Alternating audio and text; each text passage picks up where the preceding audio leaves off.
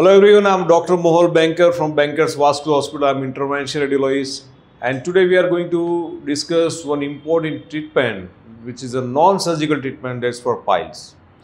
Piles is a very common disease in our society, and the most common symptom is a bleeding during passing the stool.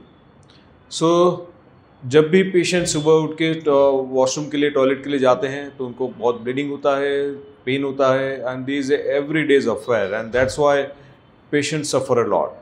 तो piles की treatment जो होती है उसमें क्या करते हैं, जो शुरुआत के केस के अंदर सिंपल डाइटरी मॉडिफिकेशन रहता है, फिर थोड़ा ज़्यादा बढ़ता है तो कई बार पेशेंट्स आयुर्वेदिक डॉक्टर के पास जाते हैं तो बैंड लाइगेशन करते हैं. मतलब एक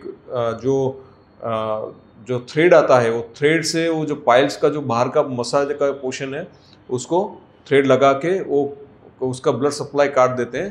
तो वो पाइल्स जो मसा का पोर्शन जो एक्सटर्नल ब्लड वेसल्स है वो धीरे धीरे वो गैंग्रीन होके बाहर चला जाता है, बाहर गिर जाता है. तो this how they Ayurvedic people treat the piles. जब सर्जन के पास जाते हैं तो क्या करते हैं, वो लेज़र से वो जला के वो पाइल्स का जो बाहर से जो पोर्शन दिख रहा है उसको पाइल्स को जला के वो काट देते हैं. सो एक्चुअली पाइल्स की ट्रीटमेंट कैसी करनी चाहिए और नॉन सर्जिकल ट्रीटमेंट ऑप्शन क्या क्या है, क्योंकि ये सारे के सारे जो ट्रीटमेंट ऑप्शन मैंने बताया, वेदर वी गो फॉर ये थ्रेडिंग करके पाइल्स को कट करना या लेज़र से कट करना, रिकरेंस रेट रहता है, एनल स्ट्रक्चर के चांसेस रहते हैं, there are lots of complications. So अगर बिना कॉम्प्लिकेशन से उसको सारवार करनी है तो कैसे की जाए. So there is one technique call haemorrhoidal artery embolisation, कि जिसके अंदर ये पाइल्स की हम एंजियोग्राफी करके वो पाइल्स का जो ब्लड सप्लाई है, जो पाइल्स का जो फिल्डअप होता है जो ब्लड वेसल्स से, उसका ब्लड सप्लाई हम रेगुलेट करते हैं, वो रिड्यूस कर देते हैं. तो पाइल श्रिंक हो जाता है, रिकरेंस रेट भी नहीं है, वो फिर से नहीं होता है और उसका कोई कॉम्प्लिकेशन भी नहीं है. This are totally non surgical technique, एक नीडल पंचर से होती है और इसमें बिना कोई टाका कट लिए ये पूरा का पूरा प्रोसीजर रहता है. And this a very advance technique. इसको हेमरोइडल आर्टरी एम्बोलाइजेशन कहते हैं. हेमरोइड मतलब पाइल्स जो, और उसकी जो सप्लाई करने वाली आर्टरी है उसको हेमरोइडल आर्टरी कहते हैं. और एम्बोलाइजेशन मतलब उसकी जो ब्लड वेसल्स के उसके अंदर स्पेशल कॉइल्स और एम्बोलाइजिंग पार्टिकल आते हैं, वो हम रखते हैं, जिसकी वजह से ये पाइल्स का ब्लड सप्लाई जो है वो हेमरोइडल आर्टरी में से रेगुलेट होके वो कम हो जाता है और पाइल्स श्रिंक हो जाते हैं. इसमें most important thing, anal structure का कॉम्प्लिकेशन जो लेज़र में बहुत ही कॉमन है वो नहीं होता है. आप कोई भी पेशेंट में पूछेंगे जिसने पाइल्स का ट्रीटमेंट लेज़र से किया हो, उसको कॉन्स्टिपेशन होता ही होता है. क्यों? क्योंकि एनल स्ट्रक्चर डेवलप होता है. Anal structure will lead to the complication and this complication is remain rest of the his life span with the patient. So वो बहुत ही मतलब कॉम्प्लिकेशन भी आप देखें तो एवरीडे मॉर्निंग में ये कॉन्स्टिपेशन होता ही होता है because of the anal structure. और ये कॉम्प्लिकेशन को अवॉइड करने के लिए ये haemorrhoidal artery embolisation is one of the best treatment for the piles. So hope you understand this topic very well. इसके साथ भी देखिए हमारे कई सारे पेशेंट्स के वीडियोस भी हैं, वो आप देखेंगे तो आपको पता चल जाएगा कि पाइल्स की ट्रीटमेंट हम कैसे करते हैं और उसका रिजल्ट कैसे मिलता है. Thank you. નમસ્તે કીર્તિબેન. નમસ્તે. જય શ્રી કૃષ્ણ. જય શ્રી કૃષ્ણ. કેવું છે તમને? બસ બહુ સરસ.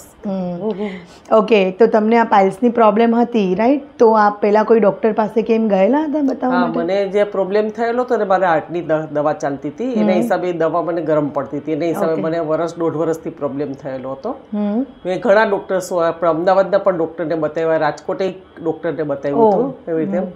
અને આયુર્વેદિક દવા પણ લીધેલી હતી બધી એમ. પણ થોડો સમય રાહત થતી હતી, પાછું હતું એમને જ ચાલુ થઈ જતું હતું. અચ્છા, આ ઘણી લેઝર ટ્રીટમેન્ટ કરે છે ને દોરા બાંધે છે ને? ના, એવું બધું કશું નહોતું કરેલું, પણ મને દવા જ આપતા હતા એમને. Okay okay. તો આપ અમારી પાસે કેવી રીતના પહોંચ્યા હતા? હું તમારી પાસે પહોંચી હતી ફેસબુક થ્રુ. અચ્છા, ફેસબુક થ્રુ આવેલા હતા. ફેસબુકમાં મેં જોયેલું હતું તમારું, પછી મને એમ થયું કે ચલો આપણે અમદાવાદમાં જ છે, નજીક વિસ્તારમાં છે, તો આપણે એક વખત લઈને, મારી બેન રાજકોટ રહે છે એણે પણ મને કીધું, સજેસ્ટ કર્યું મને. અચ્છા, રાજકોટથી તમને સજેસ્ટ કર્યું? એણે પણ મને એવું કીધું મને કે આટલું સરસ છે ને આવું છે એવું, કે એક વખત મળો તો ખરા તમે એમને એમ. અચ્છા અચ્છા. એટલે પછી મેં એપોઇન્ટમેન્ટ લીધી ને પછી હું મળવા આવી હતી. Okay okay. તો પહેલા આપને કેવું હતું, મીન્સ પેન ને બધું પહેલા બહુ જ રહેતું હતું તમને? પેઇન મને રહેતું હતું.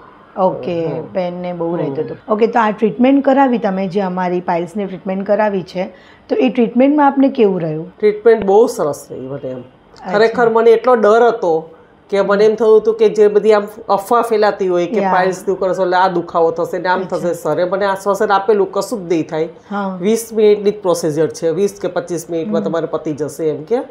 પણ મેં આ ટ્રીટમેન્ટ કરાવ્યા પછી મને સાવ ડર જતો રહ્યો. ઓહ વાવ. અને બીજું કે સરનો સપોર્ટ બહુ સરસ રહ્યો હતો મારા માટે. અચ્છા અચ્છા. એટલે આપને જરા પણ બીક નથી લાગી આ ટ્રીટમેન્ટ વખતે? સેજ પણ નહીં એમ, સેજ પણ નહીં. મેં પોતે પણ ટ્રીટમેન્ટ જોઈ એમ.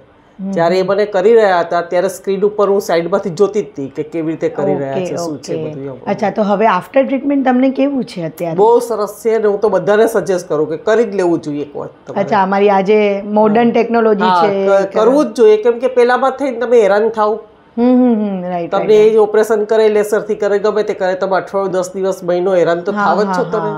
એને બદલે આ 25 મિનિટમાં કશો દુખાવો નહીં, કાંઈ નહીં, બીજા દિવસથી રૂટીન તમારું જેમ ચાલતું તેમ ચાલી જાય છે. તો આ બીજા દિવસથી રૂટીન વર્ક પાછું કરી એટલે તરત જ? અચ્છા, તો હવે આપને કોઈ ચાલવામાં બેસવામાં કઈ પ્રોબ્લેમ? કોઈ કરતા કોઈ પ્રોબ્લેમ નહીં. અત્યારે હું ગમે તે વસ્તુ ખાઉં છું, કરું છું, મને કોઈ તીખું ખાવ, તળેલું ખાવ, બાકી મેં એક વર્ષ તો મેં આમ જોવા જઈએ ને તો એક વર્ષમાં મેં 6 મહિના જેવું તો હળદર મીઠા વાળું જ ખાધું છે. Oh my God. અચ્છા, સાવ ફીકું મરચું અડતી જ નથી એમ. અચ્છા, અને અત્યારે? અત્યારે મરચા જ ખાઉં છું, લીલા.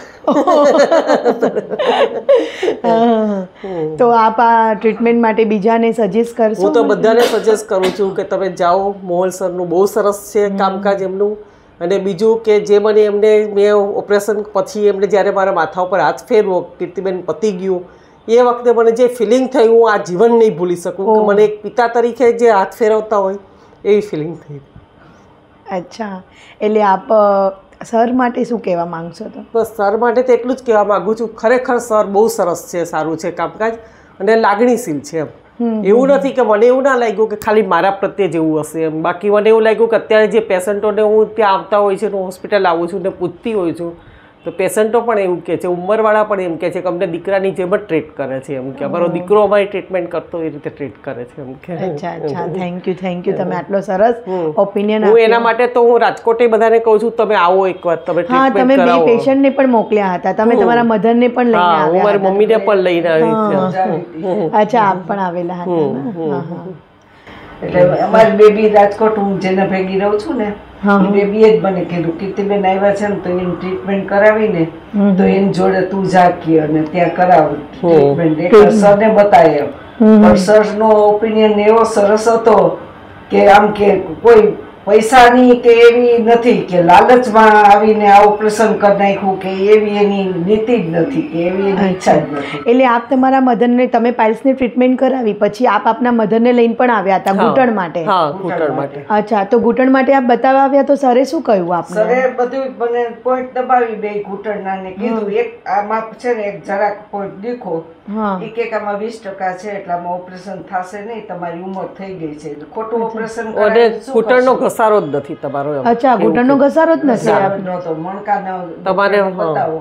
અચ્છા, એટલે તમને મણકાનો પ્રોબ્લેમ હતો, ઘૂંટણનો કઈ પ્રોબ્લેમ? એટલે એ પણ મને સરનું બહુ ગમ્યું કે બીજા હોય તો તરત જ એમ કે ના ઘસારો છે ચલો ઓપરેશન કરી નાખી. જ્યારે સરે એમ કીધું કે આવા ખોટા હું પૈસા લેતો નથી, કે તકલીફ હોય તો જ હું તમને કહું. સરનું બહુ સરસ ગમ્યું અમને કે ખોટું તમને ખોટી ગાઈડલાઈન નથી આપતા, કે ખોટું લાઈન નથી આપતા. અને હા, ઘણા અત્યારે કરતા નથી.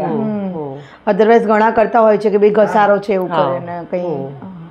એટલે આપને સરનો ઓપિનિયન, અચ્છા, તો આપને બી સારું લાગ્યું સરનો ઓપિનિયન? બહુ સરસ લાગ્યું. એટલે તમને જેન્યુઅન ઓપિનિયન કરતા વિશેષ મને એનું લાગ્યું. અચ્છા, આપના દીકરા તો? મારો દીકરો ડોક્ટર જ છે. અચ્છા, એમને ડોક્ટર છે? એમને શેના ડોક્ટર છે? એ તો આયુર્વેદિક ડોક્ટર છે. અચ્છા અચ્છા, ઓકે, સારું. તો આપને બી જેન્યુઅન ઓપિનિયન મળી ગયો કે ઘસારો નથી સ્પાઇનનો? ના ના, બહુ સરસ છે. હું તો બધાને રિક્વેસ્ટ કરું છું કે જે આટલા દુખાવાથી તમે પીડાઓ છો, હેરાન થાઓ છો, એના કરતાં એકવાર જાઓ કોઈ સર્જરી નહીં, કશું નહીં, દુખાવો નહીં, એક નાનું અમથું તમને હોલ પાડીને અંદર દવા નાખીને તમને કરી અચ્છા, એટલે હોલ કેવું હતું? તમને પંચર, નીડલ પંચર કર્યું હતું? નીડલ પંચર જેવું લાગ્યું જ નહીં, કીડી ચટકું ભરતી હોય એટલું જ સહેજ આપણને લાગ્યું. અચ્છા, એટલું જ થયું, જસ્ટ લાઈક પેલી હાર્ટની આપણે એન્જિયોગ્રાફી કરી એવી રીતના તમારું? બસ એટલું જ. એની મને એમ લાગતું હશે કે એ કદાચ વધારે હશે, આ તો સહેજ પણ ખ્યાલ ના આવ્યો મને. અચ્છા અચ્છા. બસ ખાલી અંદર દવા એન્ટર થાય એ આપણને ખબર પડે કે દવા એન્ટર થઈ છે, બસ બાકી ખ્યાલ જ. તો અત્યારે તમને પાયેલ એટલે તમને અત્યારે સેમાઈ કોઈ તકલીફ નથી, કોઈ કરતા કોઈ નહીં. બહુ સારું, આટલું સરસ તમે સોસાયટી માટે સેક્રેટરીનું કામ કરો છો. ચોક્કસ, હું તો બધાને સજેસ્ટ કરું છું કે એકવાર જઈ આવો. તમે ની રિપ્લેસ સર્વાઇકલનો પ્રોબ્લેમ હોય, ગમે તે દુખાવા થતા હોય તો એકવાર તમે એમને મળી લો. હા, ઓપિનિયન લેવા. તમારા નામથી 2 પેશન્ટ આવેલા હતા અમારી પાસે કે કીર્તિબેને મોકલ્યા છે, કહ્યું તો એવું. Okay, thank you. તો થેન્ક યુ.